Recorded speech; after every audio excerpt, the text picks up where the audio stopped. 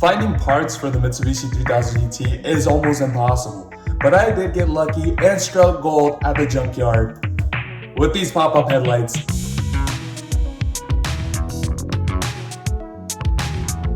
It's gonna be pretty crazy to show you guys what I got from the Junkyard and also what we got from this car from the previous owner. I'm super excited to show everybody, so stay tuned and I'll show you our plans to get this 3000 GT looking almost or pretty much brand new and to the 1990-1993 style that I've always wanted.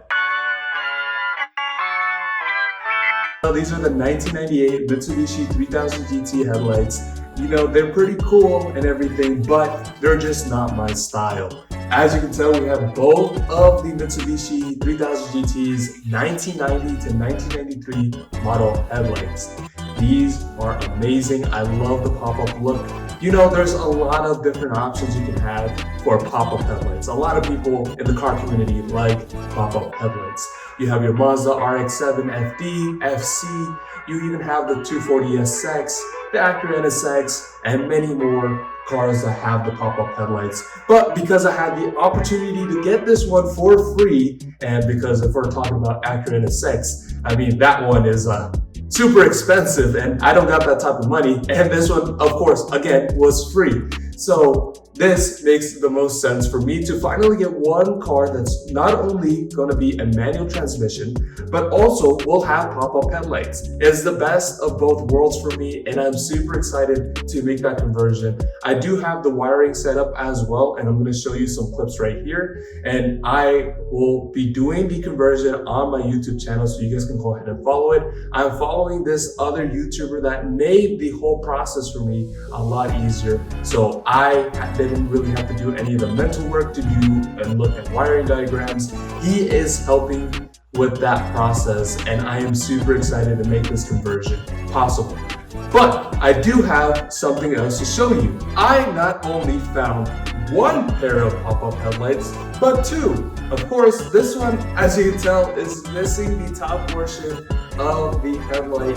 It doesn't have the cover for it, neither does it have the signs for it, which is why it was probably still there when I got there. Also, the reason why I did pick this up is because this other one, it does have the harnesses for the side, but it didn't have the connectors on the other end, which is really important to make this conversion possible. Also, I did pick this up in the whole unit because it has another motor, and this one I have not been able to double check if they work or not, and I would just rather have another piece that was also very cheap. So pretty much two for the price of one, or I mean in this case it would be four pop-up headlights for the price of pretty much two.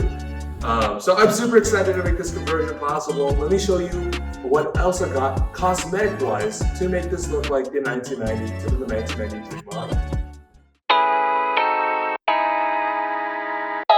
You can see that we have the side skirts for the Mitsubishi 3000 GT. It is in rough condition, to be honest, and also has a very interesting wrap, as you can tell. It is originally blue, so that was pretty cool. I am super excited for these because these are super expensive on eBay. And also for the shipping charge that you get on it, it's impossible to go ahead and justify this for a certain price. I'm going to show you some images of these, the condition of these, and why I picked them up essentially, because they are not really good. There's a lot of cracks on them, but I have worked on my Toyota Celica's side skirts that I got from a third-party body kit manufacturer, and I was able to make those look pretty good. So I'm pretty confident to make these work and to fix any of the cracks that they originally have from the previous owner. And since there are OEM manufacturer and not like my third-party Celica ones, this one will fit perfectly fine with all the clips that it has, and it will not look out of place, which is why I decided to grab these.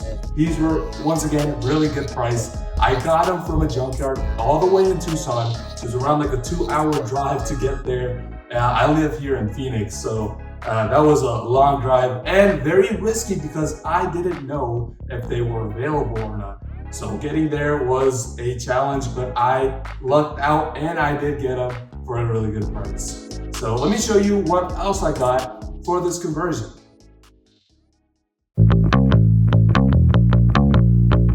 Okay, so right here, I have a fender that came from that same Mitsubishi I went to at Tucson. It is in pretty decent shape. If anything, better than my old one that came with this car when I did take the parts apart. And the other one is pretty crinkled over here at this edge of the Mitsubishi, so that's why I didn't want to go ahead and reuse that one. This one does have some dings, some dents, which is fine. We'll be able to go ahead and work with it. The only thing that really matters is that it's in pretty good shape. And also, I did realize after the fact, after buying it, and since I got it from Tucson, now I'm not going all the way back there. That is crazy. I'm not driving 2 hours to get a refund. Hell no. But there is a dent right here, unfortunately. Good thing though, it is a small piece and I'll be able to bend it back and pretty much work it. It's not too hard, it's nothing too big that we won't be able to do or accomplish. I'm just really excited to get this finally and be able to work on it and make it look good. The fenders are not that expensive to get on eBay, but if I get it from a junkyard, it's way cheaper, way better, and way easier to do as well. So I'm really excited for this conversion process. Let me show you another thing, well, pretty much the wiring, so you guys can get a little glimpse as to what we're working with that one.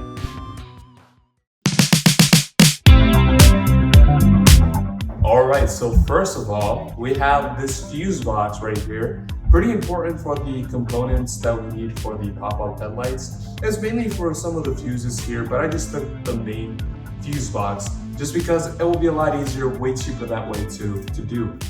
We also have this big wiring harness here that will be very, very useful for our conversion process. Now, of course, we have the exterior fuse box, but we also have the interior one. Now, why is this important? It's because of all these wires that we need to go ahead and make the conversion possible, and to also get some of these fuses that we need and connections that we need for it to activate and have the timer on.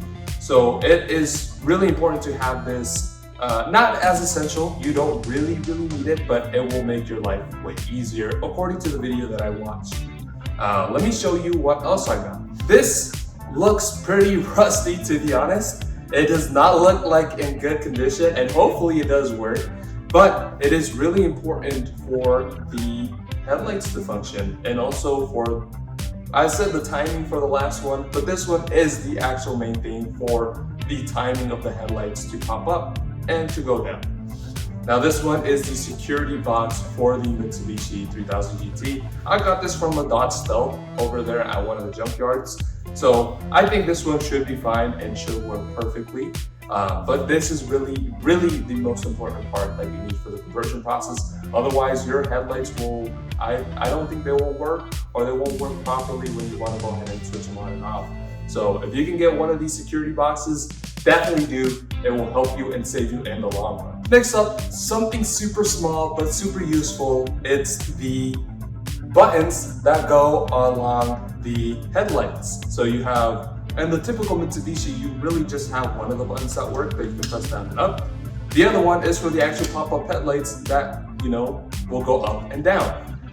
You do need this so you can go ahead and activate the pop-up headlights whenever you do want them. Of course, pretty small, pretty useful, and really easy to install. So I definitely recommend it. If you do find one over there available, get it as best as you can, because otherwise this conversion will be no good without it. One of the final things that you really need is this right here for the switch to go ahead and turn on the vehicle. Of course, the most important part is not the switch itself. This is the optional portion, actually, if you don't believe it, the big part. I did mess up though when I was taking this up because I didn't review the video as intently as I should have. So essentially the most important part was actually this part right here, which has 3 wires along the connector that will help you go ahead and connect it to the fuse box in the interior.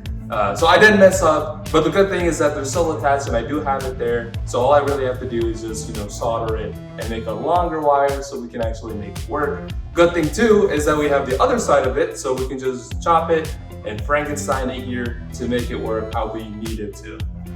So that was my bad. When you're looking at stuff, just make sure to go ahead and review the video. that you're watching for the tutorial before cutting stuff up, because it'll save you in the long run. Because this is kind of dumb now. I have to Frankenstein the whole thing. Now finally, this we did not find it in the junkyard, but we did find it in the Mitsubishi 3000 GT, and I didn't think it had it because of the owner using it as a parts car. It's the window switches, which is cool. The only thing we really don't have is the actual plug it into the system of the Mitsubishi, but at least we have the box. I really do hope it works. I haven't been able to test it out ever since I found it, but it is really, really important for the windows to work. And I don't want to have two cars where my driver window doesn't go down. The only one that does go down, it's the Celica, but it's because it's a manual crank window. So yeah.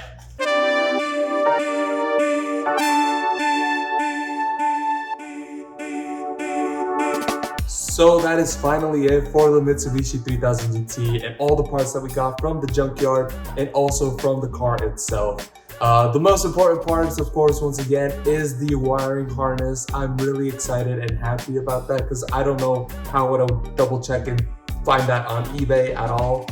And the next important part was the side skirts for the 1990 conversion and the pop-up headlights. I also did get the hood, and you can see it right there. I didn't show it in the video because that shit is heavy as hell, so I don't want to pick that up, but you get the idea. It's in pretty decent shape, and I really do enjoy the fact that I did get it with one of my friends that helped me haul it over, because in that Celica over there, it does not fit, bro. That shit is too big. The Celica hood, which is this red one right here that I got from another person, barely fit in that car. So, and this hood is massive. That shit is like 30 times the size. All right, so for the next video, we're gonna go ahead and double check if the engine still works. As you guys can remember, the previous owner had told me that the engine had thrown a rod. So I wanna go ahead at least double check it myself before I go ahead and spend all this money on a new engine, especially since they're so hard to find. Mainly for the base model. The VR4 and the SL models I find plenty of, but the base model, there's almost none of them available. So it's gonna be pretty hard. I just wanna make sure that I don't have to pay this much money on shipping and I can go ahead and just use the original one. But we're gonna have to double check if there is a crack in the block and if it even cranks over by hand if it doesn't seize up. As you guys can remember from the previous video from last week, we did accidentally crank it over once when the battery was inserted. So that gives me some hope that it will work, but we'll have to find new fuel, we'll have to inspect the engine, and we're gonna go ahead and manually crank it over. So hopefully everything does work and we don't have to buy a new engine. That would be amazing. That would make this thing way quicker to finish, but we'll see. I'll see you guys next week talking about this Mitsubishi 3000 GT and showing you guys the engine, and hopefully we have a good time and we're lucky that it does work. But if not, I mean, luck of the draw, right? Anyways, I'll see you guys next video.